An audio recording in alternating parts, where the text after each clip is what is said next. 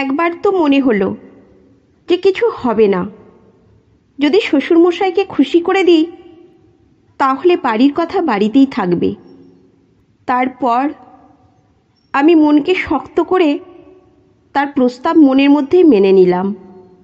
এরপর তিনি উঠে আমার ঘরে এলেন এবং বললেন, কি হলো বৌমা, তুমি কেন চলে এলে? কোনো কথা আছে? তাহলে বলো। রোহিত না থাকায় মন বসছে না? আমি তো আছি, বলো কি কথা। কোনো কিছুর অভাব? আমার নাম সুমিতা রায়, বয়স 30 বছর। আমি একজন সাধারণ গৃহিণী। স্বামী রোহিত রায়ের সঙ্গে আমার বিয়ে হয়েছে 3 বছর আগে। রোহিত একটি প্রাইভেট কোম্পানিতে কাজ করেন এবং আমাদের জীবন সুখে কাটছিল। কিন্তু বিধাতা যেন আমাদের সুখের ভাঙন ধরাতে এক অপ্রত্যাশিত ঘটনা ঘটালেন। আমার প্রিয় শাশুড়ি এক ভয়ঙ্কর দুর্ঘটনায় মারা গেলেন। সেই ঘটনার পর থেকে আমাদের পরিবারের ওপর যেন কালো ছায়া নেমে এলো। আমার শ্বশুর, যিনি তার স্ত্রীর মৃত্যুর পর সম্পূর্ণ ভেঙে পড়লেন, দিন রাত একা বসে থাকতেন।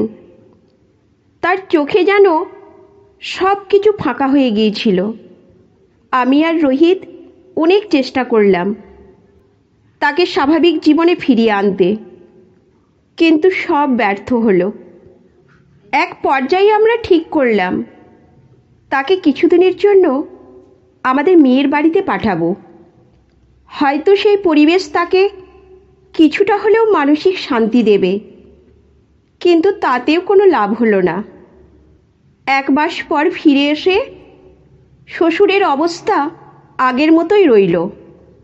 আমি লক্ষ্য করলাম তার আচরণে কিছু অদ্ভুত পরিবর্তন এসেছে।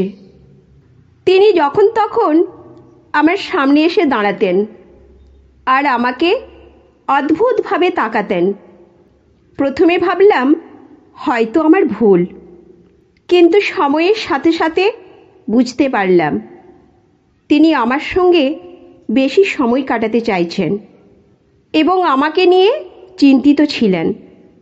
আমি তখনই ঠিক করেছিলাম রোহিতকে সব বলবো, কিন্তু ভাবলাম তিনি যদি বিশ্বাস না করেন।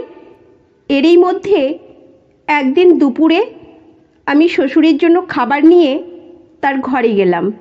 তিনি তখন লুডোর বোর্ড নিয়ে বসেছিলেন।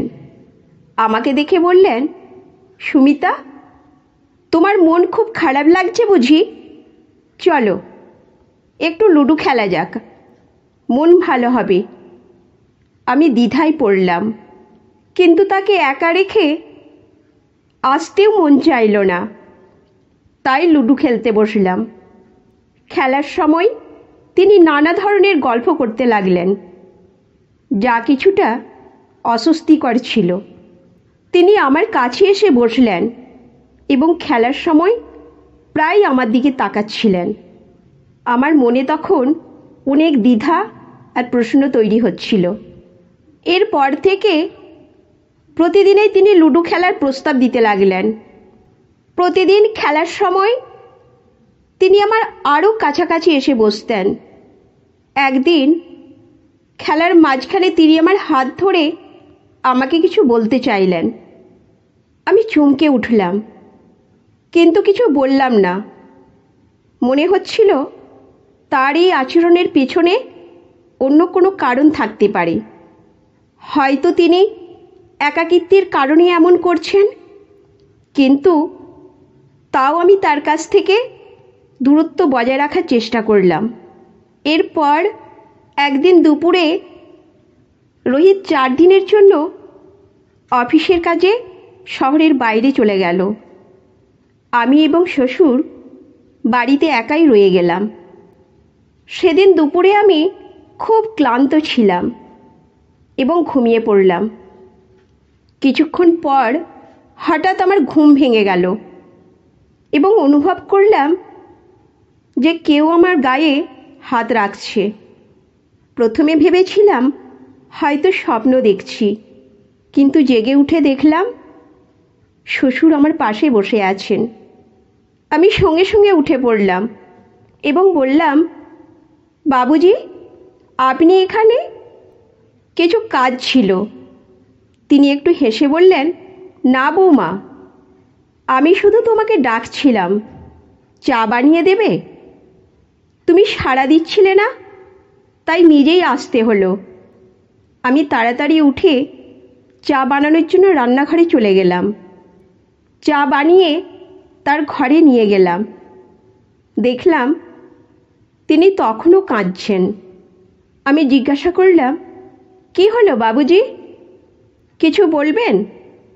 তিনি দীর্ঘশ্বাস ছেড়ে বললেন, বৌমা, আমি খুবই একা বোধ করছি। তোমার শাশুড়ি মা চলে যাওয়ার পর থেকে যেন জীবন থেমে গেছে। আমার মনের মধ্যে অনেক কিছু জমে আছে, কিন্তু তা বলার মতো কেউ নেই। আমি তখন তার কাছে বসে বললাম, বাবুজি, আমি তো আছি।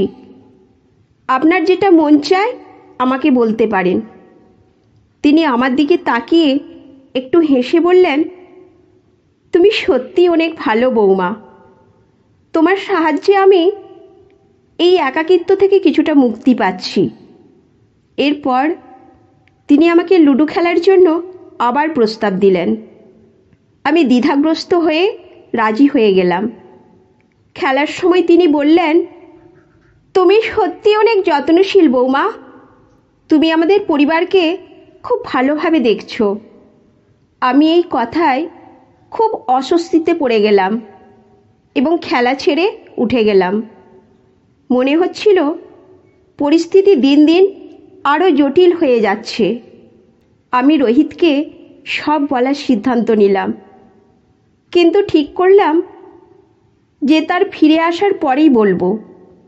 পরের দিন সকালে শ্বশুর আমাকে আবার ডাকলেন এবং বললেন, বৌমা, আমার সারা শরীরে খুব ব্যথা করছে, একটু তেল গরম করে এনে মালিশ করে দেবে?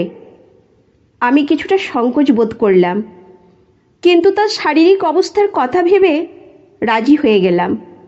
তেল গরম করে আনলাম এবং তার পিঠে মালিশ করতে লাগলাম। তিনি প্রশংসা করলেন এবং বললেন, তুমি খুব ভালো করছো বৌমা।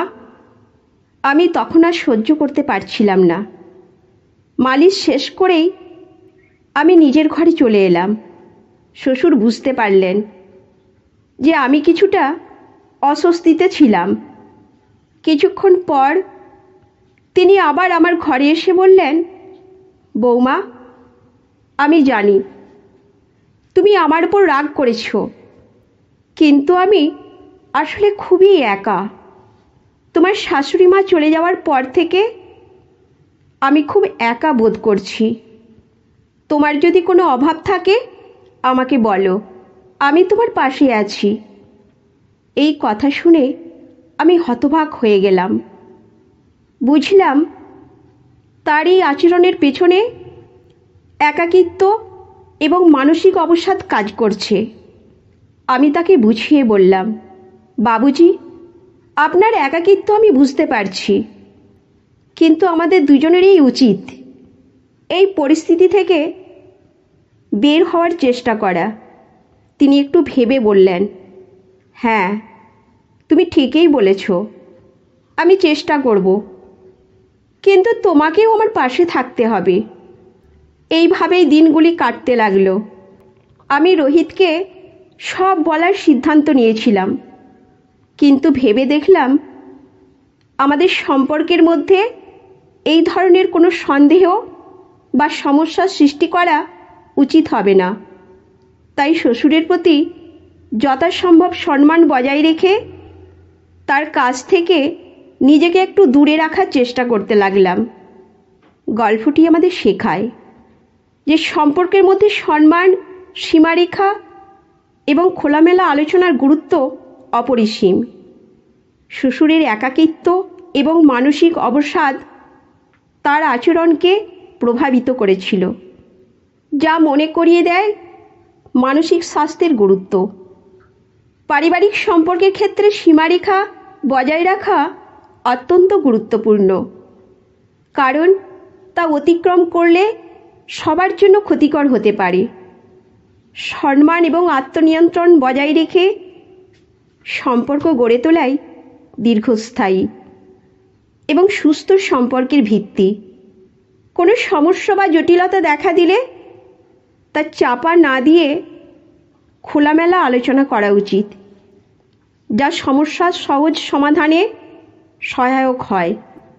একে অপরের পাশে থেকে মানসিক সহায়তা প্রদান এবং সম্পর্কের মধ্যে সৎভাবে আলোচনা করাই সম্পর্কের আসল মূল্যবোধকে ফুটিয়ে তোলে। এই শিক্ষাগুলি আমাদের দৈনন্দিন জীবনে প্রয়োগ করলে সম্পর্কের মধ্যে শান্তি, সম্মান এবং সুস্থতা বজায় রাখা সম্ভব। তো বন্ধুরা, এই গল্পটি যদি আপনাদের ভালো লেগে থাকে তাহলে অবশ্যই চ্যানেলটি সাবস্ক্রাইব করবেন এবং আপনার মূল্যবান মতামত জানাবেন। ততক্ষণ পর্যন্ত ভালো থাকুন, সুস্থ থাকুন। ধন্যবাদ।